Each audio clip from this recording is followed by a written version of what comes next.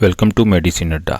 आज के इस वीडियो में हम लोग बात करने वाले हैं नेक्सोवास 10 mg टैबलेट के बारे में। इस वीडियो में हम लोग कवर करेंगे बेसिक इन्फॉर्मेशन लाइक क्या कंपनी है, क्या पैकिंग है। उसके अलावा बात करेंगे कॉम्पोजिशन एंड यूजेस की कि ये दवा डॉक्टर किस मेडिकल कंडीशंस में हमें प्रिस्क्राइब करते हैं। साथ ही साथ वर्क मैकेनिज्म जानने की कोशिश करेंगे कि ये दवा हमारे बॉडी में किस तरह से काम करता है।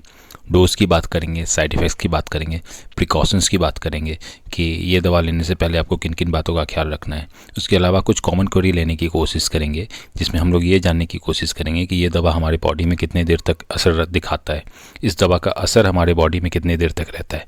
तो चलिए शुरू करते हैं आज का ये वीडियो। ना फर्स्ट स्लाइड में बात करें इसके बेसिक इन्फॉर्मेशन की, तो नेक्सोवास 10 mg आपको टैबलेट के फॉर्म में देखने को मिलेगा। कंपनी की बात करें तो ये मैक्लियर्स फार्मा का आता है। पैकिंग की अगर बात करें तो ये एक स्ट्रिप में आपको 15 टैबलेट्स देखने को मिलता है। एमआरपी की अगर बात करें तो 206 रुपया 25 पैसा है पर 15 टैबलेट्स अप्रैल 2025 में। नेक्स्ट स्लाइड में बात करें कॉम्पोजिशन एंड यूजेस की कि ये दवा डॉक्टर किस मेडिकल कंडीशंस में हमें प्रेस्क्राइब करते हैं। तो इसकी अगर कॉम्पोजिशन की बात करें तो इसमें आपको सिल्नीडेपिन 10 मिलीग्राम देखने को मिल जाता है। अगर इसके यूजेस की बात करें तो हाई ब्लड प्रेशर के ट्रीटमेंट में इस दवा का डॉक्टर यूज़ करते हैं। उसके अलावा हार्ट अटैक से बचने के लिए भी इस दवा का डॉक्टर प्रिस्क्राइब करते हैं। उसके अलावा स्ट्रोक से बचने के लिए भी इस दवा का डॉक्टर यूज़ करते हैं। स्ट्रोक कहने का मतलब ये है कि जब हमारे ब्रेन को प्रॉपर ब्लड सप्लाई नहीं मिल पाता है तो उस कंडीशन में हमारे ब्रेन में ब्लड क्लॉटिंग होने का संभावना बढ़ जाता है, तो उसके ट्रीटमेंट में इस दवा का डॉक्टर यूज़ करते हैं।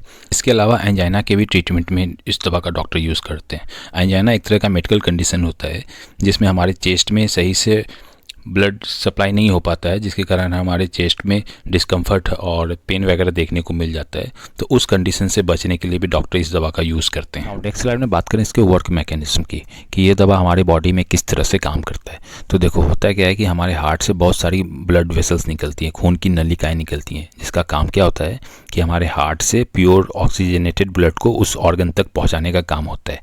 तो होता क्या है कि कभी कभी वो ब्लड वेसल्स कैल्शियम डिपॉजिट होने के कारण, कैल्शियम उसमें ब्लड वेसल्स में जमा होने के कारण ब्लड वेसल्स सिकुड़ जाता है, जिसके कारण क्या होता है कि ब्लड फ्लो में परेशानियां आती हैं, जिसके कारण हमारा ब्लड प्रेशर बढ़ जाता है। तो उस कंडीशन से बचने के लिए डॉक्टर सिल्नीडेपिन देते हैं ताकि हमारा ब्लड वेसल्स रिलैक्स हो सके, साथ ही साथ वो चौड़ा हो सके ताकि ईजिली ब्लड उसमें से फ्लो कर सके, जिसके कारण हमारे हार्ट में कम से कम प्रेशर लगे और साथ ही साथ ब्लड प्रेशर भी लो रह सके। तो कुछ इस तरह से ये दवा हमारे बॉडी में काम करता है। नेक्स्ट स्लाइड में बात करें इसके स्टैंडर्ड डोज की, तो मैं आपसे हम्बली रिक्वेस्ट करूंगा कि कोई भी दवा आप अपने मन से बिल्कुल भी ना लें, हमेशा अपने डॉक्टर के अकॉर्डिंग ही चलें। फिर भी अगर बात करें इसके स्टैंडर्ड डोज की तो ये डिपेंड करता है आपका कितना बीपी का वैल्यू रह रहा है।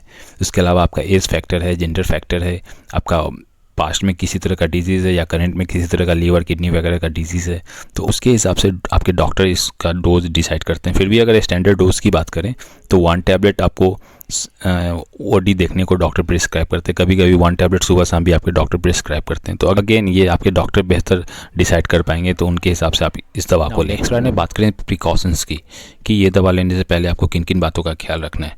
तो जैसे ही अगर आप ये दवा लेते हैं तो आपको ड्राइविंग करने से बचना चाहिए, क्योंकि हो सकता है कि आपको इस दवा के साइड इफ़ेक्ट्स हैं कि इसमें आपको नींद आना देखने को मिल सकता है, तो आपको ड्राइविंग से बचना चाहिए। उसके अलावा आपको अगर कोई लेडीज़ प्रेगनेंसी कंसीव की हुई हैं तो उस केस में भी इस दवा को लेने से बचना चाहिए।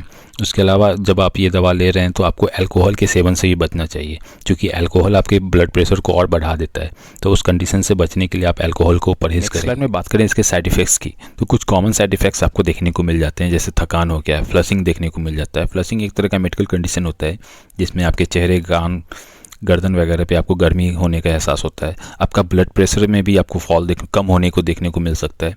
आपको सिर दर्द देखने को मिल सकता है, जीभ में चलना आपको देखने को आ सकता है, चक्कर आना आपको देखने को मिल सकता है, घबराहट वगैरह आपको देखने को मिल जाता है। तो ये इसके कुछ कॉमन साइड इफ़ेक्ट्स हैं। हालांकि 2 से 4 दिन में खुद ब खुद ये एडजस्ट हो जाते हैं। फिर भी अगर ये ना रुके तो आप इस दवा को रोककर अपने डॉक्टर से जरूर कंसल्ट करें। स्लाइड में बात करें कुछ इसके ऑल्टरनेटिव मेडिसिन की, तो एक सिलाकार 10 है जो जेवी केमिकल्स का आता है, एक टिलनिप 10 है जो लुपिन फार्मा का आता है, एक सिलनीट 10 है जो इंटास का आता है, एक न्यूलॉन्ग 10 है जो माइक्रो का आता है, एक्सेटानिल 10 है जो एलेम्बिक फार्मा का आता है। तो ये इसके 4-5 कुछ ऑल्टरनेटिव मेडिसिन है। बट अगेन कोई भी दवा चेंज करने से पहले अपने डॉक्टर से जरूर कंसल्ट करें। नेक्स्ट स्लाइड में बात करें कुछ कॉमन क्वेरी की। तो पहला क्वेश्चन है कि इस दवा का असर कितने देर में शुरू हो जाता है। तो जैसे ही आप इस दवा को लेते हैं शुरुआत के 40 से 50 मिनट के अंदर ही आपको असर देखने को मिल जाता है, लेकिन इसका प्रभावी असर 2 से 4 घंटे में आपको बढ़िया रिजल्ट देखने को मिल जाता है। क्वेश्चन है कि इस दवा का असर हमारे बॉडी में कितने देर तक देखने को मिल जाता है। तो अगर इसकी इफेक्टिवनेस की बात करें तो ये आइडियली 24 घंटे तक इसका असर हमारे बॉडी में देखने को मिल जाता है। यहाँ पे मैं एक और बोनस टिप्स ऐड करना चाहूँगा कि कोई भी बीपी का दवा आप हमेशा एक फिक्स टाइम पे लें, उसे कभी भी नज़रअंदाज करने की कोशिश ना करें। So thank you for watching this video. अगर वीडियो पसंद आया होगा तो वीडियो को लाइक भी कर सकते हैं। किसी तरह का डाउट होगा तो आप कमेंट कर सकते हैं। साथ ही साथ इसी तरह का रिव्यू देखने के लिए आप हमारे चैनल को सब्सक्राइब भी कर सकते हैं। तब तक के लिए थैंक यू।